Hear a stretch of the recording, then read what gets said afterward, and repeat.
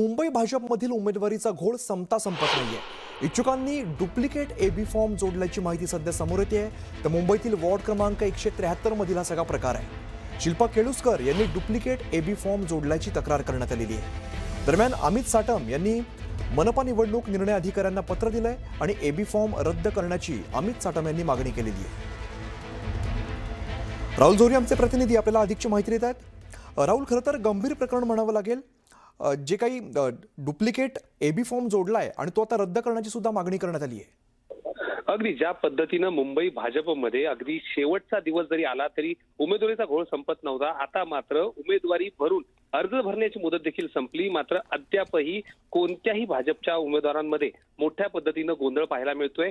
Ward क्रमांक 173 मध्ये शिल्पा केळुस्कर यांना आधी एबी फॉर्म देण्यात आला होता, मात्र ही जागा शिवसेना शिंदे गटाला सुटल्यानंतर त्यांच्याकडून एबी फॉर्म परत घेण्यात आला होता। मात्र त्यांनी याच एबी फॉर्मची कलर झेरॉक्स काढून निवडणूक आयोगाकडे आपला फॉर्म भरला आणि त्यानंतर आता स्वतः मुंबई भाजपचे अध्यक्ष अमित साटम यांनी मध्यस्थी करत निवडणूक आयोगाला पत्र लिहिलंय।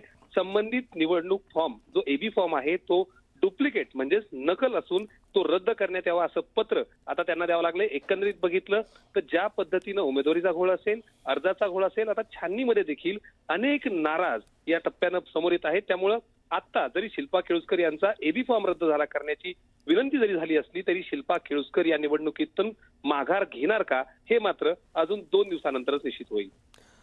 निश्चित राहुल, धन्यवाद या सगळ्या सविस्तर माहितीसाठी।